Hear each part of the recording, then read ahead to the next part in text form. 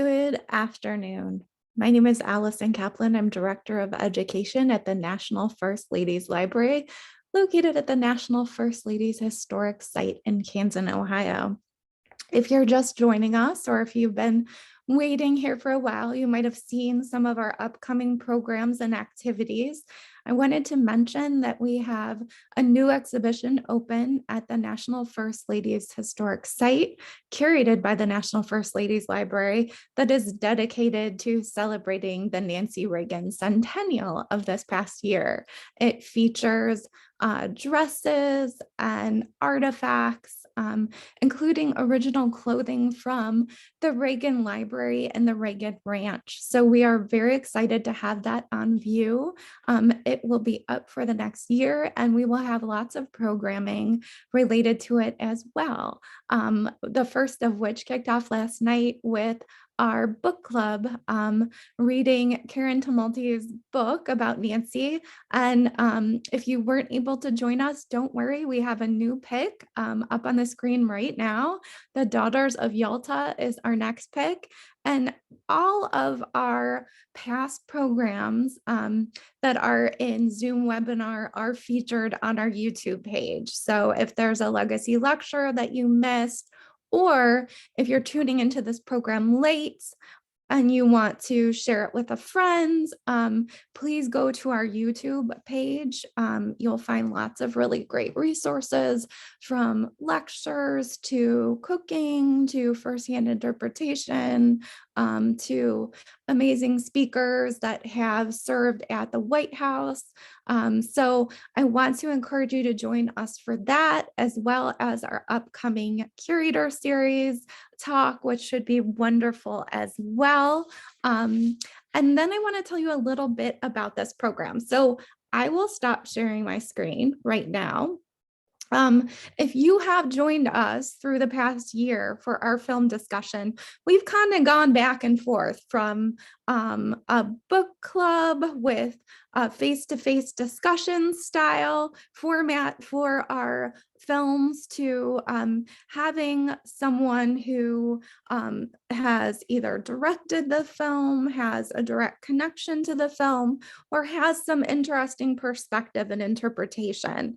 And when we do those programs like the one today in webinar, we encourage you to add your questions, your comments into the chat. So we want to include you in the discussion as well if you're joining us live today. So please, please, please do that. Most of the time we do our film series in partnership with the Stark Library. So we share links when we can to their Hoopla collection online, which hosts some really great films. I have just heard that they're adding another film screening tool called Canopy that has a lot of amazing documentaries about women in history. So as we shift into the fall, we'll probably have some more connections to Stark. This time around, we really wanted to focus on First Ladies. So if you were with us the last month, we looked at Eleanor Roosevelt, and we took on a fictionalized version of a First Lady, and we are doing the same this afternoon. So we sent out a link to participants, and if you did not get a link for screening the film, please let me know via email, and I will make sure we get that to you via Vimeo, of the Betty Ford story. So we screened a made-for-TV movie related to Betty Ford, and we are going to be discussing depictions of Betty Ford. And I thought, what better way to discuss depictions of Betty Ford at a time when Betty Ford is a really popular name, as she has been portrayed by Michelle Pfeiffer most recently on the Showtime series, The First Lady. Than to have a person who has and will be portraying Betty Ford for us today. So we are going to start our discussion today. We are so lucky to have an interpreter with us who is going to perform a dialogue as Betty Ford. So Lynna Metrisin is here with us today. And Lynna Metrisin joined Women in History in 2020. It's a group out of Cleveland, Lakewood, Ohio, that has interpreted many First Ladies as well as women in history. She has her BA in theater from Case Western Reserve University and has performed in many theater pieces throughout the area. Her master's degree is in social work, and she recently retired from her 40-year career in that field in order to focus more on her first love. So as a social worker, I think she's going to bring really interesting perspective to Betty Ford. Joining Women in History provides the opportunity to combine her love of acting with her desire to highlight the often overlooked contributions of women in society. And she has also portrayed Jane Addams and Jeanette Rankin. So we're really excited to have her here today. So I'm going to turn off my video and mute myself, and I am going to turn things over to Betty Ford. Hello, I'm Betty, and I'm an alcoholic. Wow, it sure took me a long time before I could utter those words. Like most people who enter a facility like the Betty Ford Center, I know one of my first thoughts when I entered rehab was, how the heck did I end up here? Well, here is the unlikely story of a former First Lady who finally had to admit to herself that she was an alcoholic. Growing up in Grand Rapids, Michigan, the daughter of Hortense and William Bloomer, I certainly never imagined that I would one day become the First Lady, and certainly not an addict. No, my dream was to become Betty Bloomer, the famous dancer. I was 8 years old when my mother first took me to the Calatrava dance studio. From the moment I stepped onto that wooden floor in front of that wall of mirrors, I knew this was where I belonged. I just loved to dance. I took every class they offered. The social ballroom, ballet, tap, oh, I loved it all. Oh, but being a budding ballerina did not stop me from also being a bit of a tomboy. You see, I had two older brothers, Bill, who was 7 years older than me, and Bob, who was 5 years older. And well, I adored them, and I always wanted to tag along. But if I wanted to hang out with the guys, I had to learn their games. So I learned to skate so that I could play ice hockey, and oh, I could throw a football with the best of them. Oh, it was a happy childhood for the most part. Of course, the Bloomer family, like many American families, was greatly affected by the Great Depression. My father could no longer support the family on his salary as a traveling salesman. And so when I was only 14 years old, I started teaching dance and also modeling at the local department store in order to earn some money to help out the family. Then, well, when I was 16, more tragedy struck our family. My mother found my father in the garage, dead. His death was ruled an accidental carbon monoxide poisoning, but I couldn't help but overhear the whispers at the funeral, people saying that his drinking had caused him to commit suicide. Well, our family never talked about it, and we went back to our regular lives. My mother started working in real estate, and well, I returned to my life as a popular high school student with an active social life. Of course, my main focus remained on dance, and when I was 18 years old, I was chosen to attend the summer session of the prestigious Bennington School of Dance in Vermont. What an experience. It was there that I was introduced to modern dance. Oh, That really appealed to my rebel spirit. And I trained with the giants of the field, people like Doris Humphrey and Jose Limon, and yes, the greatest of them all, Martha Graham. Oh, I fell under Martha's spell, and I was absolutely determined that someday I would move to New York City so I could study with Martha. And I did that. When I was 20 years old, I did. I moved to New York and started studying with Martha Graham. I adored her, but well, of course, our family was not wealthy, so I did have to work in order to pay for my room and board and classes. I signed with a modeling agency and got some jobs, but I also did continue to enjoy a social life. And of course, Martha demanded total commitment, and perhaps she saw those things as distractions, or maybe I just wasn't as great a dancer as I thought. In any case, I was not chosen for her company. And so I thought my dream of being a professional dancer was not to be.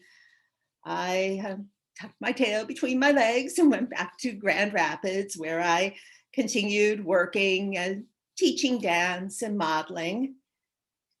And then when I was 24 years old, I entered into what I came to call my 5-year misunderstanding. I married Bill Warren. Oh, it didn't take long for me to realize what a terrible mistake that was. It turned out that, like my father, Bill was a traveling salesman. And also, like my father, Bill was an alcoholic. Well, finally, after 5 years, I filed for divorce. And I thought, all right, well, I'm 29 years old, and I guess this will be my life now. I'll be a working divorcee. Then I met Gerald Ford. Oh, oh, we fell hard for each other. And after only 6 months of dating, Jerry asked me to marry him. Although he did say that he wanted to postpone the wedding, it took a while before he admitted that the reason was that he had decided to run for Congress, and some of his advisors felt that voters wouldn't approve of him marrying a divorced woman. As it turned out, that would not be the last time that he would be advised that voters might not approve of me. Oh, but Jerry loved campaigning. I always said Jerry took to campaigning like a hungry man takes to a roast beef dinner. Oh, and he was good at it. So good that in the primary, he beat the incumbent in an upset. Well, then he felt confident enough that we could go ahead and get married. But it was clear from the beginning that Jerry was already married to politics. Do you know he left our rehearsal dinner early because he had to go and give a campaign speech, and then he was late for the ceremony and showed up in muddy shoes because he had already been at a campaign rally somewhere.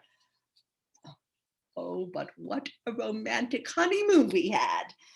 Let's see.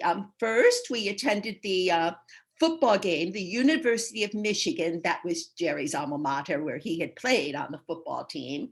Anyway, they beat their rival Northwestern, so that was good. Then we attended a campaign rally for Thomas Dewey, and well, that was that. It was back to the campaign trail, but it all paid off. Jerry won his first election to the House of Representatives. And before I knew it, we were packing our bags and leaving Grand Rapids and moving to Washington, D.C. My dream of a quiet life in Grand Rapids was not to be. And Betty Bloomer, the dancer and model, was no more. Now I was Mrs. Gerald Ford, wife of the congressman. Oh, but I was determined to be the best political wife I could be. And well, of course, from the beginning, Jerry and I knew we wanted a family. And well, I gave birth to our first son, Michael, in 1950, followed by Jack and then Stephen. And finally, in 1957, I gave birth to our darling daughter, Susan. And and by then, of course, we had decided that we needed to have our own home. We had outgrown the house we rented, and so we moved into a beautiful new home. So now I had everything a woman would want: a loving husband, four beautiful, healthy children, and a home of my own.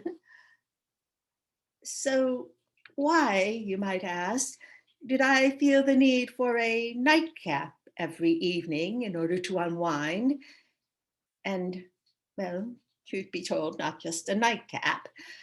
When Jerry was working late, and Jerry worked late a lot, I would have my 5 o'clock cocktail, visiting friends or talking on the phone. And then I might sip a glass of wine while preparing dinner. And then after the children were tucked into bed, I would have that nightcap. By then, Jerry was becoming more and more important in the Republican Party, even at one point being named the minority leader, which was his dream. And it just seemed that the more important Jerry was, the less important I was. I was so focused on being Jerry's wife and the mother of my children that I had begun to lose track of who Betty was. Then in 1964, I woke up one morning in excruciating pain. It started in my neck. It went all the way down my left arm. Now I had had pain before. After all, I was a dancer. I certainly had my share of severe cramps and muscle strains, but oh, I had never felt anything like this before.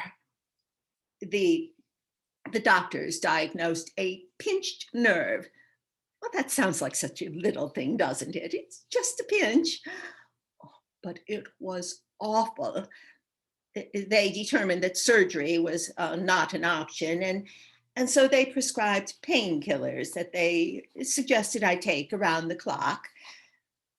Now, of course, this was in the 1960s, and there were no warning labels at that time on prescription pills about dangers of mixing alcohol with drugs. And so, besides resuming my usual activities, I also resumed my drinking pattern. No one thought anything of it. I didn't, and well, neither did Jerry. But years later, when I learned about the roles that family members of alcoholics take on, I came to realize that Jerry had become my enabler, always making excuses if he saw that I had had one too many. Our oldest son, Mike, he took on the role of family protector, assuming some of the responsibilities of the household when he saw that I wasn't able to do so. Jack, my second son now, he was the scapegoat, always getting into trouble. Steve became the peacemaker, and Susan, the youngest, she was our family fixer. Well, we all played our roles perfectly, and from the outside, we looked to be the perfect American family.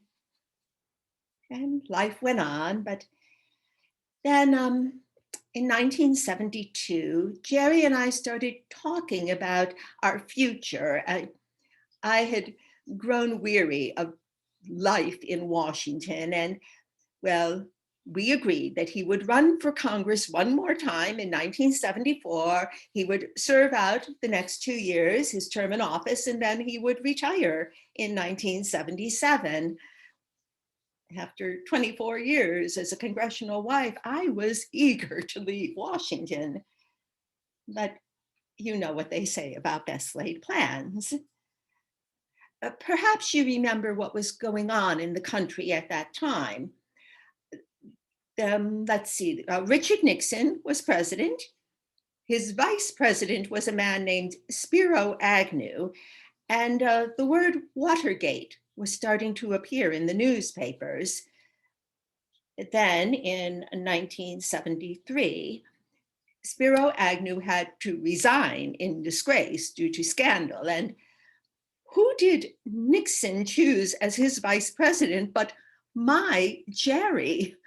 Now, I reminded Jerry of his promise to retire in 1977, and he said that would not be a problem because he would simply serve out the remainder of Richard Nixon's term, and then he would retire. And besides, he told me, he said, Betty, you know, I will not be nearly as busy as I am now as minority leader because, you know, vice presidents don't do anything.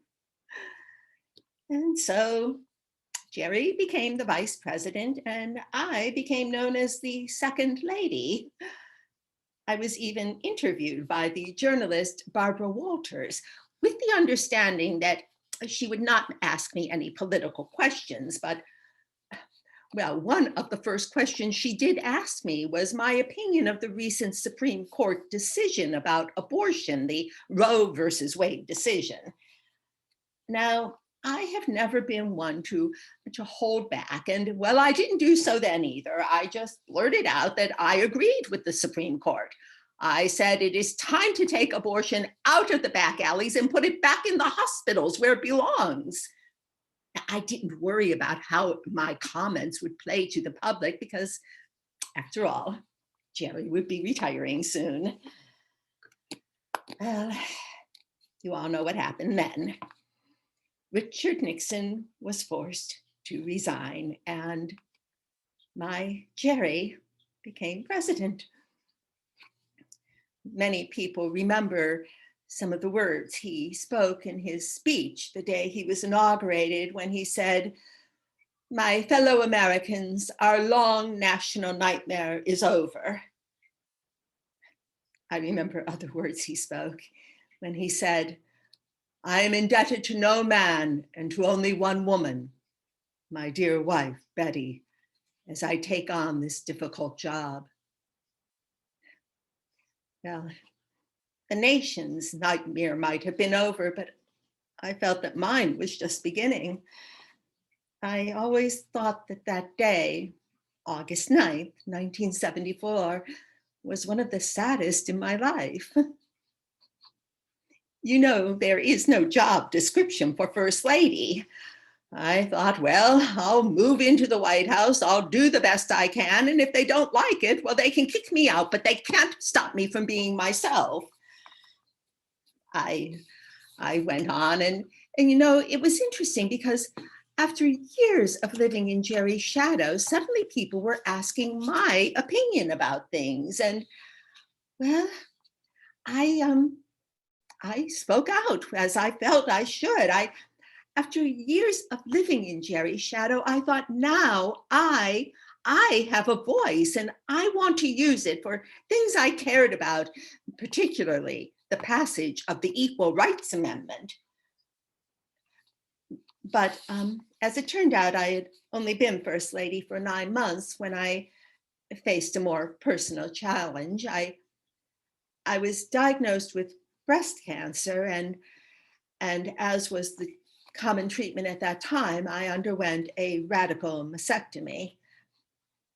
Now, Jerry and I decided that we would go public with this family event because, you know, Jerry had promised that unlike the previous administration, there would not be that secrecy and deception in his White House. And so we did.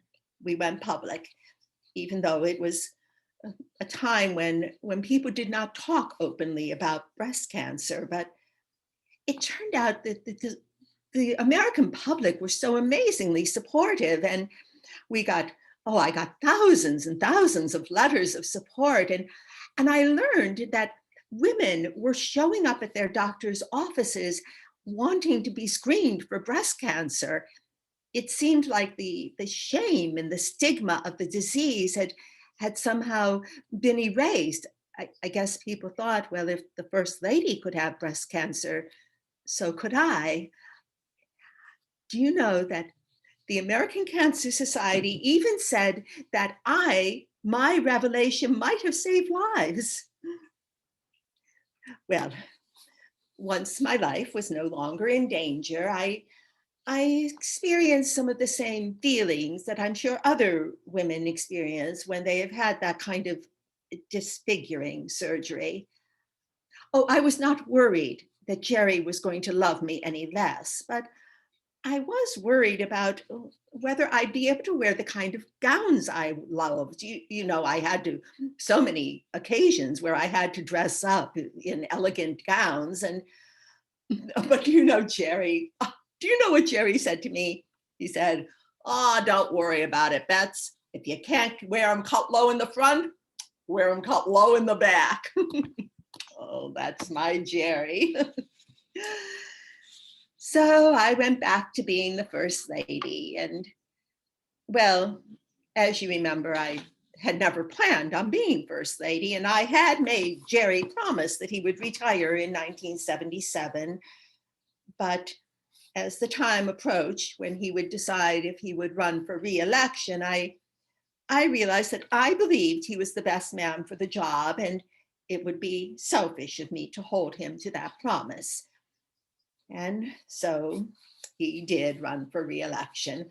But that was not going to stop me from continuing to speak out my mind. And well, during an interview with on 60 Minutes, I remember Dan Rather, or no, it wasn't Dan Rather, but I was asked about why I wanted Jerry to be president and remain president. And I said, well, one of the reasons was I hoped he would have the opportunity to name the first woman as Supreme Court justice.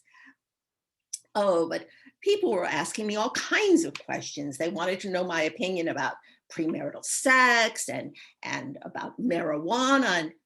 But I will never understand why it was considered scandalous when I said that Jerry and I would not have separate bedrooms in the White House because we preferred sleeping together.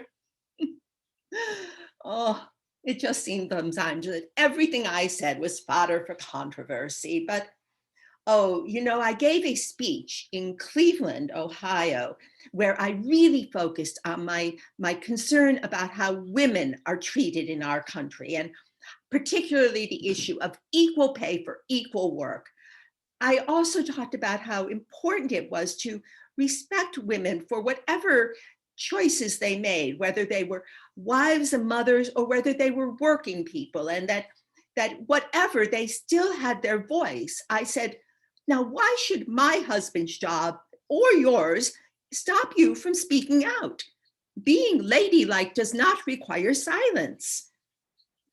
It turned out that my speech was quite a success. And well, I achieved another public relations triumph, if you will, when I accompanied my husband on a trip to China.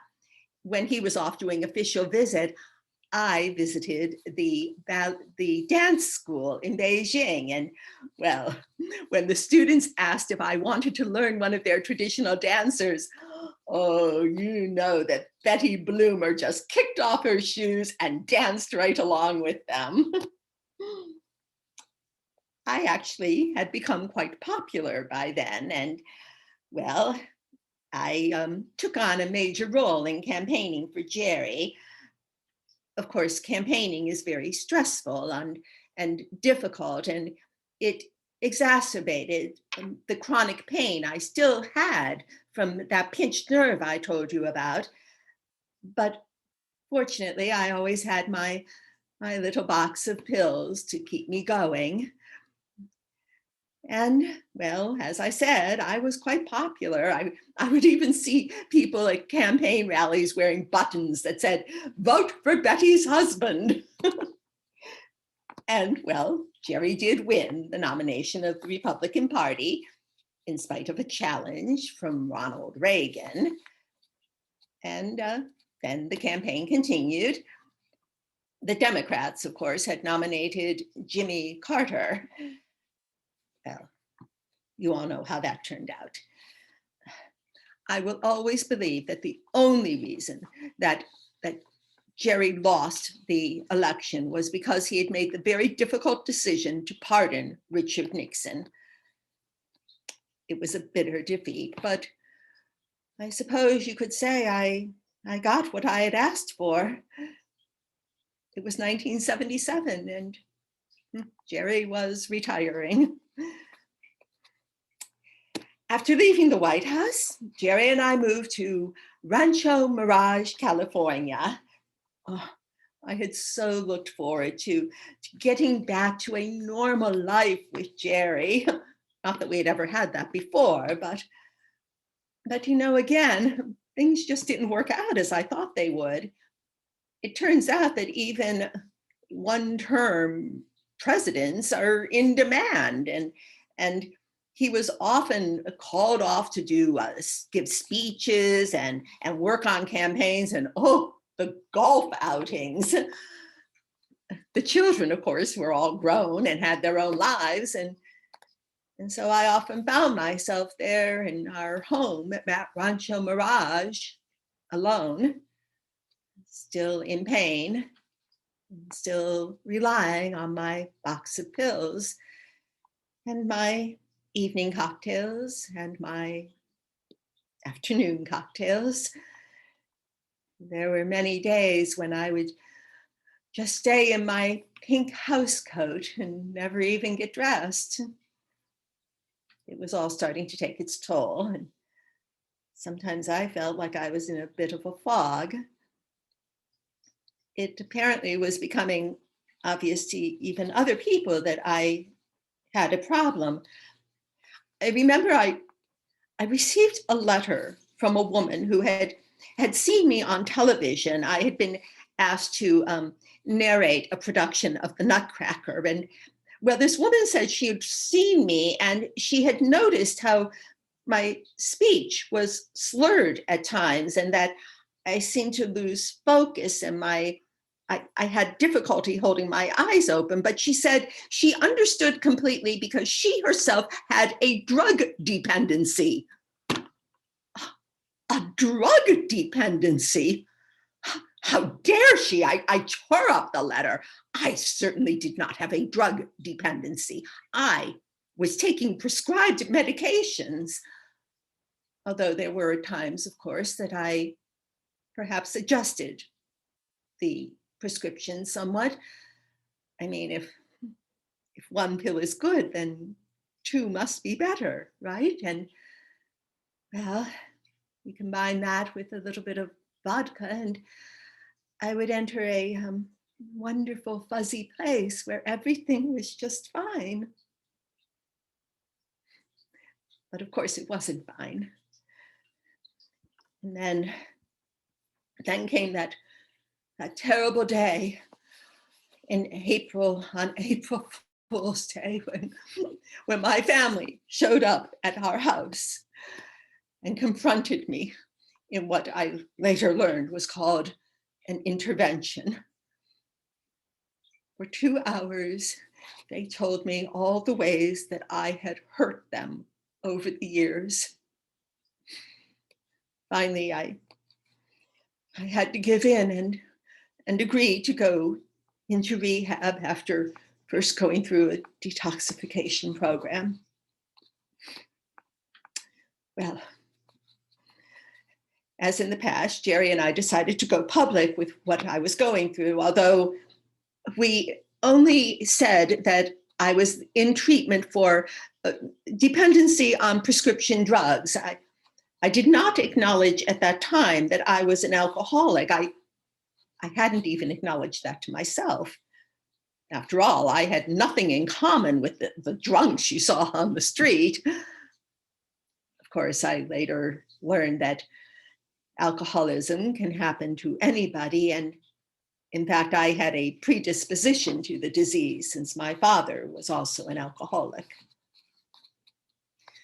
Well, like all addicts, I have had to work my recovery day by day. But unlike most, I have also had the opportunity to try and help others.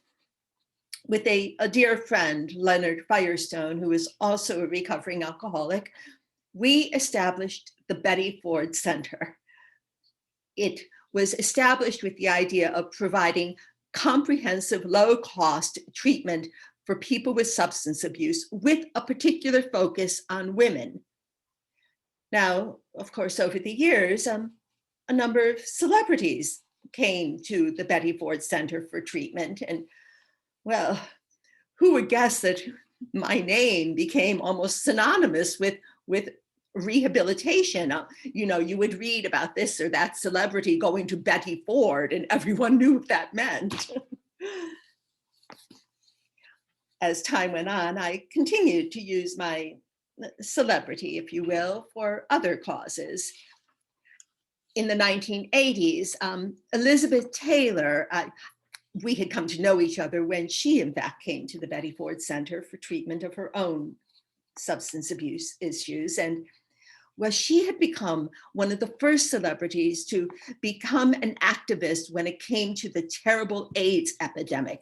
Now, this, of course, was at a time when it was not at all a popular cause, and people tended to condemn those who had AIDS, saying that it was because of their lifestyles. But when Elizabeth Taylor asked me to work with her on that issue, I didn't hesitate.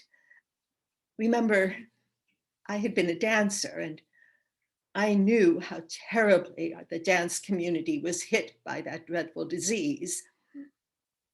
I was very honored in 1985 when Elizabeth Taylor presented me with the first AIDS Project Commitment to Life Award. Another great honor came to me in 1991 when President George H.W. Bush bestowed on me the Presidential Medal of Freedom. Now, this is the exact same honor that I had convinced Jerry to bestow on my great teacher and mentor, Martha Graham, 15 years earlier.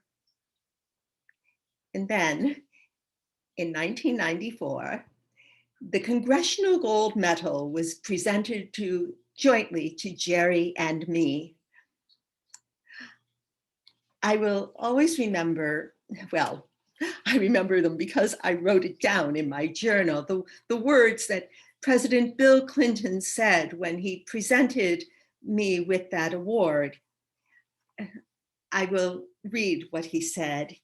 He said, "Perhaps no first lady in our history, with the possible exception of Eleanor Roosevelt, has touched so many of us in so personal a way. Because I lost my mother to breast cancer, Betty Ford is a heroine to me. Because my family has been victimized by alcoholism, and I know what it is like to see good, fine people stare into the abyss of their own despair, I will forever be grateful to the Betty Ford Center and for the millions of other people whose lives have been touched and literally turned around and often saved. You gave us a gift, and we thank you."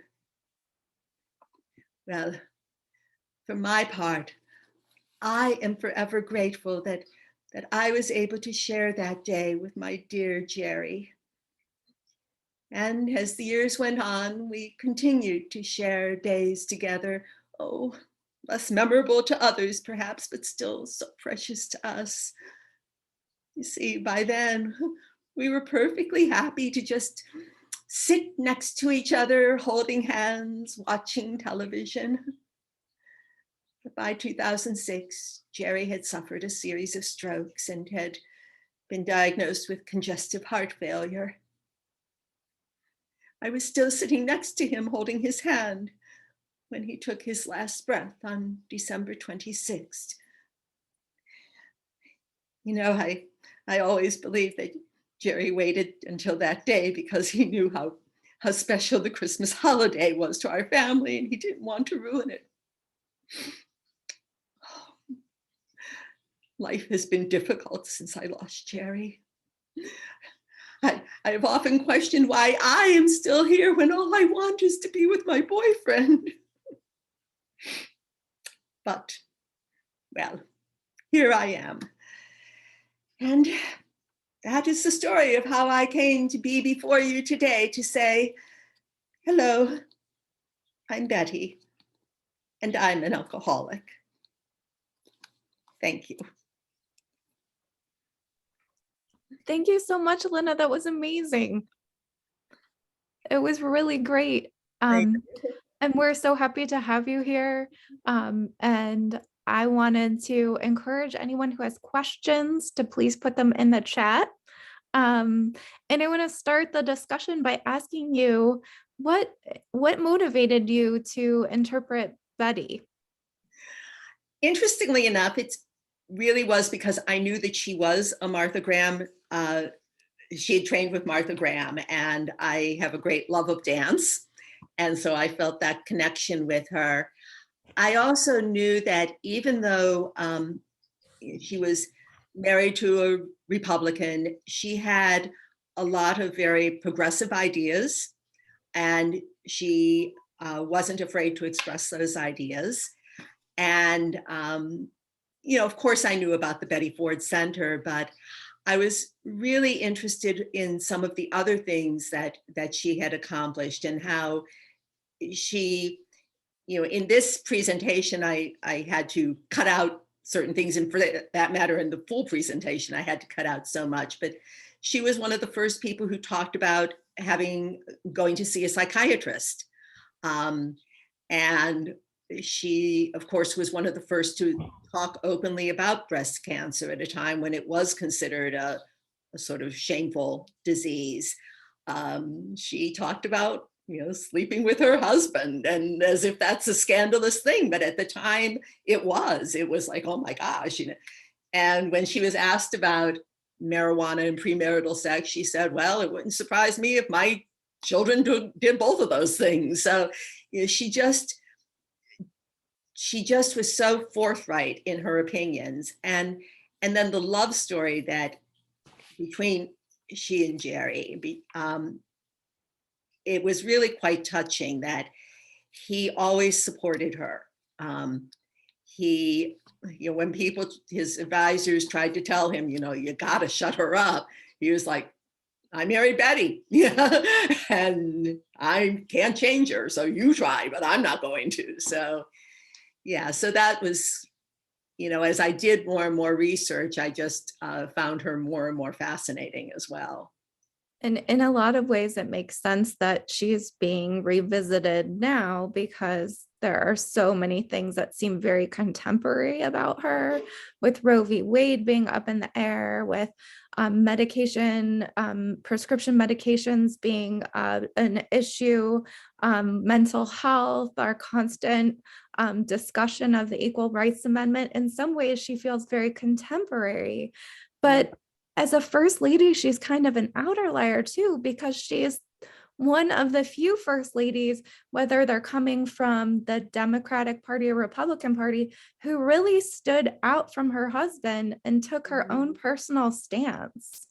Very much so. And they didn't talk about, how this was going to play politically. And I mean, partly that was because she at first thought, well, he's not going to be running for re-election anyway. But even after he decided to run for re-election, she still kept talking out, speaking out. And yeah, I think it is true that most first ladies, their views reflected very much their husband's views, and which makes sense. I mean, a lot of times we tend to marry people who agree with us politically.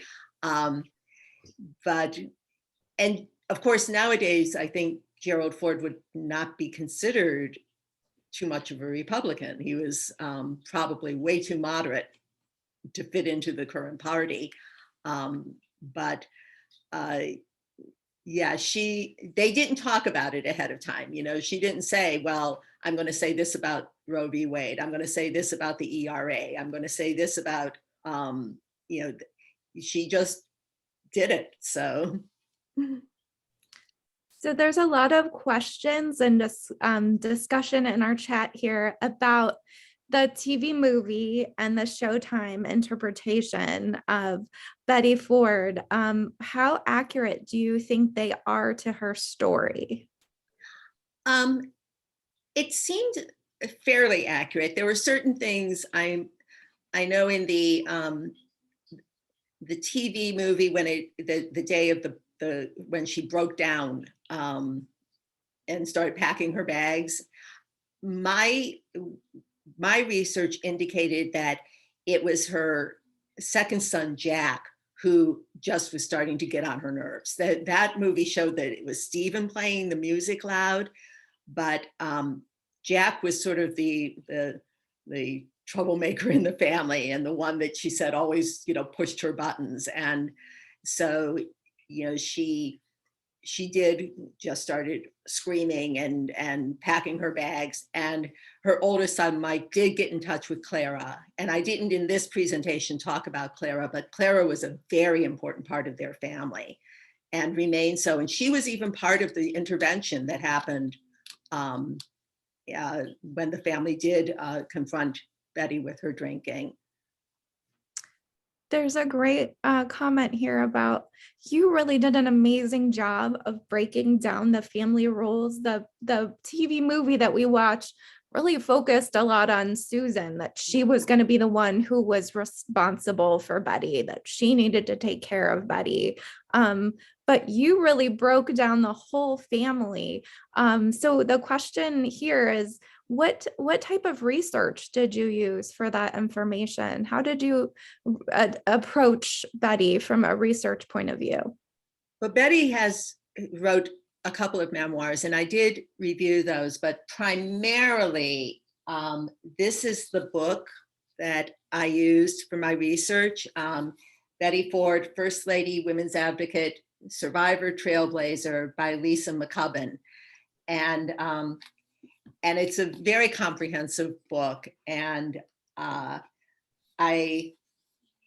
read it, did lots of notes from it, worked on the script, reread it, went back and revised the script. And she's the one that really talked about how the kids took on those roles. And Susan was the one who pushed the intervention. And Jerry himself was one of the hardest to convince. Jerry loved Betty so much that he lived in denial a lot about the extent of her drug and alcohol dependency. And it's interesting too, because when you think about the period of time in the 50s and 60s, I mean, even when you look at old movies, old TV shows, everybody's got their martinis and they're always drinking. And, you watch Mad Men and everybody's drinking. And so it was easy to kind of not acknowledge that, everybody drank. It wasn't a problem, and she even talked about when she went to her therapist, which happened after that blowout when she packed her bags and said she was going to take Susan.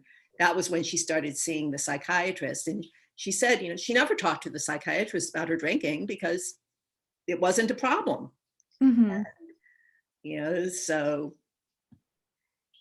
that was, I also, fortunately with Betty, there are you can go to YouTube and find some of her speeches. I tried to, capture some of her vocal quality. She speaks in a higher register than I do. And so I tried to capture some of that as well. So the film that we watched, the earlier one, really approaches it. It's interesting to think about Betty Ford and the way she's portrayed on TV, because it definitely reflects the time period. So late 70s, early 80s, we have a lot of after school specials, made for TV movies, a focus on drama, almost soap opera feel, versus today is more we've got the Sopranos, or it's a little bit spicier, especially the the relationship between the Fords. I think they did a really good job of showing the passion the two of them had together. I wonder if you can talk specifically a little bit more about what you think of the portrayals of Betty Ford by Jenna Rollins and Michelle Pfeiffer. The portrayal by Jenna Rollins, it seemed to be more of a snapshot rather than a longer view. And it was so focused on her drug and alcohol use. I mean, I don't think there was a single scene in that where she wasn't holding a glass. And it didn't really focus on what she achieved and her passions, because she was a woman of passion, her passion for dance, her passion for Jerry, her passion for issues. And that I felt was lost in that portrayal by Jenna Rollins. It wasn't so much her fault as the writers, that they just wanted to really, like you said, almost do the afternoon special. This is what happens when you have, to use drugs and alcohol, this terrible thing. Whereas in the TV series, there is more focus on her other life, and she was a woman of wit. She did have insecurities. She, particularly when she first moved to Washington and she joined the Congressional Club, which is presented, and so many of the other women, and the Congressional Club, by the way, was I think it might still be, it's for spouses of members of Congress, the cabinet, and the Supreme Court. So of course, in 1950, it was all women. So the Congressional Club was a wives' club. And she joined book clubs, and she formed friendships with women, political wives, both Democrat and Republican. So she counted like Muriel Humphrey, who was Hubert Humphrey's wife, Abigail McCarthy, who was Eugene McCarthy's wife, very liberal senator, as well as Pat Nixon and Lady Bird Johnson. She counted them as friends, but many of the other congressional wives had college education. And as Betty would admit, when she was in school, she focused more on her social life and dance. So she took a public speaking class in order to gain some confidence. And it's funny when you see Betty later to think this woman didn't feel confident to speak out in public because that's all she did later on. In the TV movie, the rehab counselor asked Betty to talk about herself, and she mentions her husband was the president, and he replies, that's Betty's husband, who is Betty. So it's really interesting the way the film really didn't handle who she was. It really focused on that addiction, but didn't profile her and her history and her experiences. And that's why I focused on the idea that, Betty Bloomer, the dancer model, was no more. And so focused on being Jerry's wife and the mother of my children, I lost sight of who Betty was. And when she talked about going to therapy, she says that the therapist did help her recognize that she needed to kind of refine herself and focus on who Betty was. And so even though she never wanted to be First Lady, when she became First Lady, and even when she became the Second Lady, and people started asking her opinion, it's like, oh my gosh, people care what I think about. And it's not like she never had these opinions before, but nobody cared about them. And so to finally be able to speak out. So even though she hadn't wanted those positions, it was once she got those positions that she was able to more fully realize herself and find what she passionately cared about and work on those issues. And so, yeah, I think that's, and of course, again, in that time frame, so many women were defined by their husbands. I mean, I always talk about my own, not Betty's feminism, but Lynna's feminism. Started when I was 12 years old and went to a play, and when I was looking at the program and it said the ladies committee, and every name was a Mrs. John Miller, Mrs. David Smith, Mrs. And I thought, where are the women's names? And it was like my 12-year-old self went, well, that isn't right. And so I think that Betty was one of those women who had allowed herself to be consumed by her husband's role. Even though Jerry was supportive of her, it was still that very traditional thing. And there was something that was so unsatisfying. And that's probably part of the pain. She dealt not only with the physical pain, but the emotional pain of not being her true self, having to subdue who she was. And so that's probably another reason that she self-medicated with alcohol and drugs, was because she was in that kind of pain when she just couldn't be herself. I wanted to ask about fact and fiction. That both of the television series obviously do some manipulation of the truth because they're trying to tell a story. They're trying to manipulate it to create a plot. So emphasizing the drinking sometimes or changing the story. I wanted to ask you, as a historical interpreter, how do you stay within the facts, but create a story that you can tell people and share people as a comparison to those TV experiences?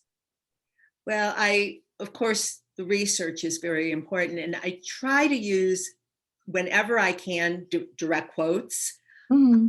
And so, the thing I say at the end, I always question, why am I still here when all I want is to be with my boyfriend?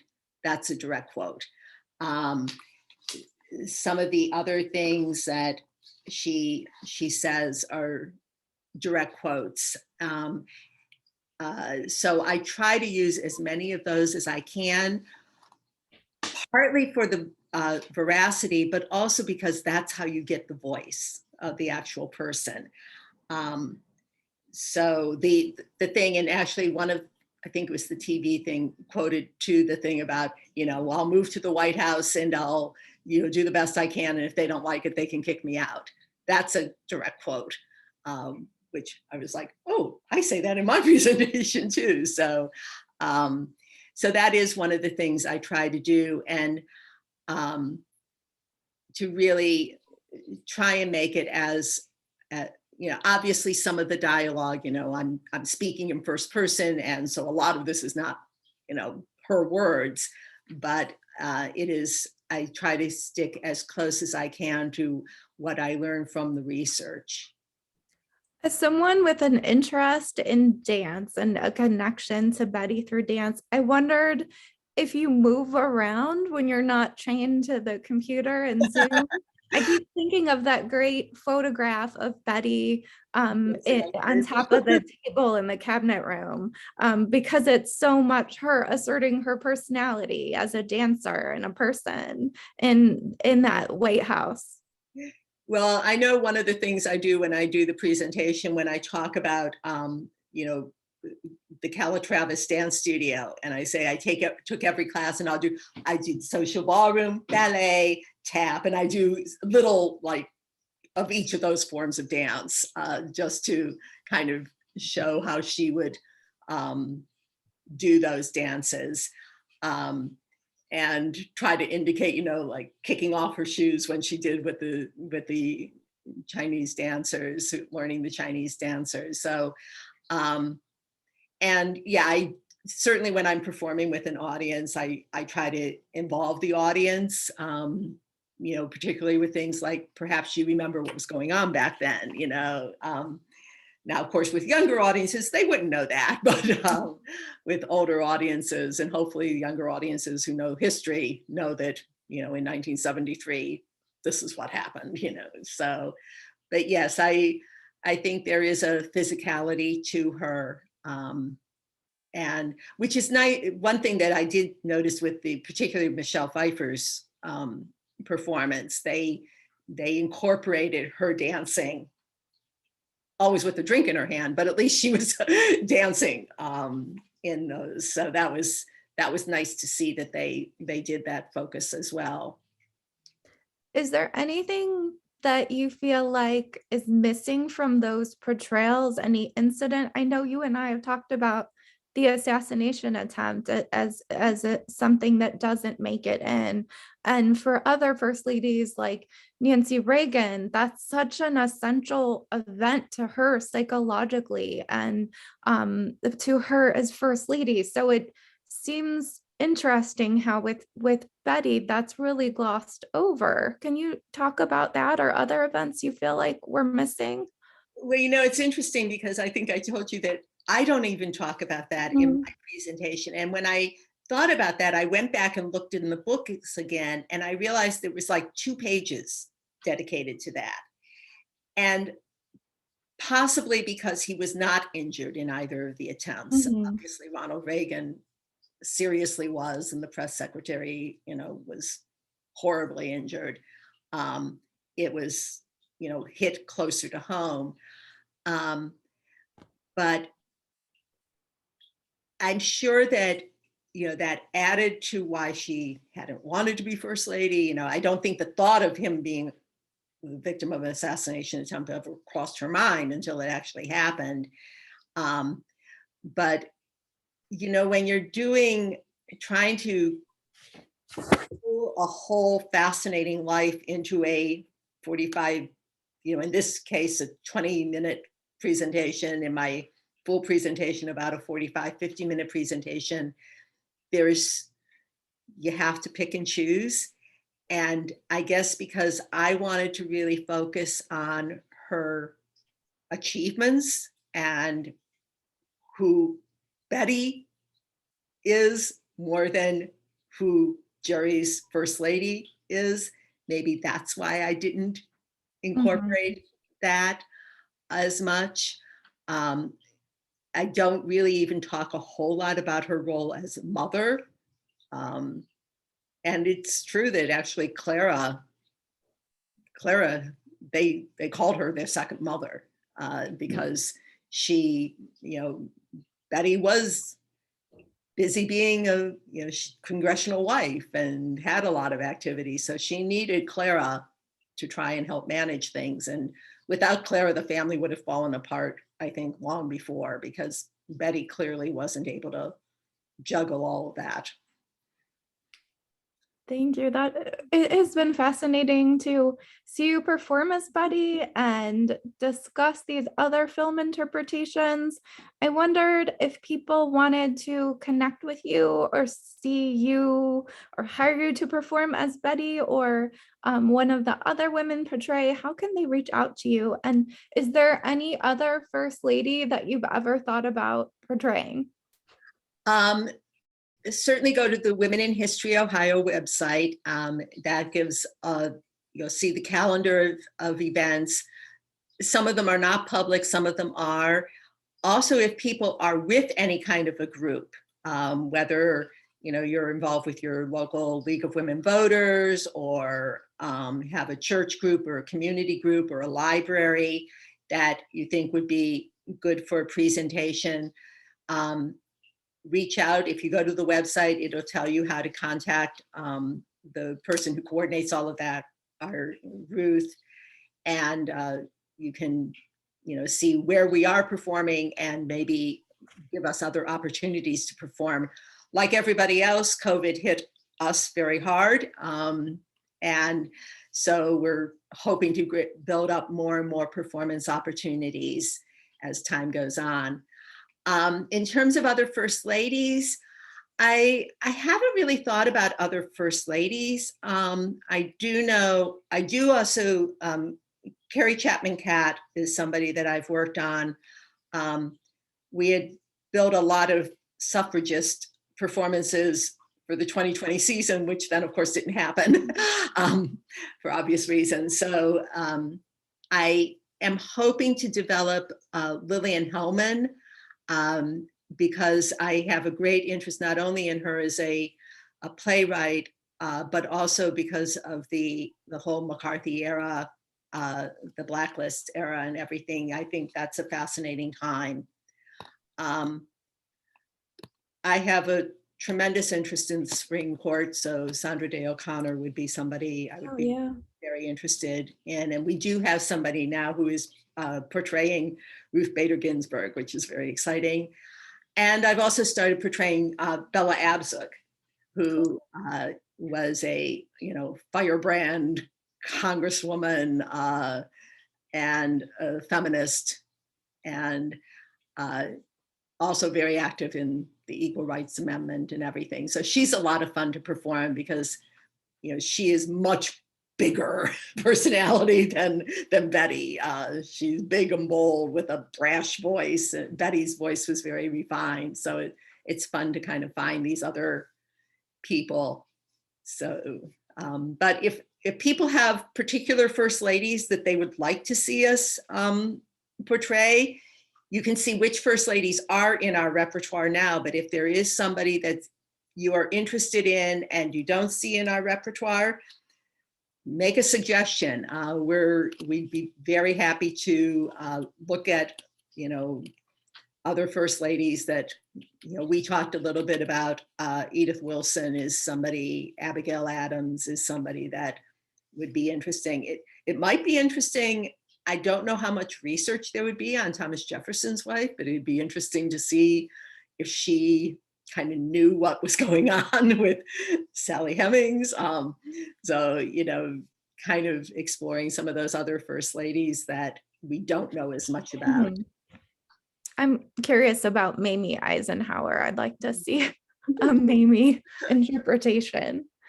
Well, Lynna, thank you so much for joining us today. This has been fantastic. And again, for people who haven't gotten a link to the film, or we'll include some of those clips that we had for today's discussion in our email that goes out to all of our participants as well.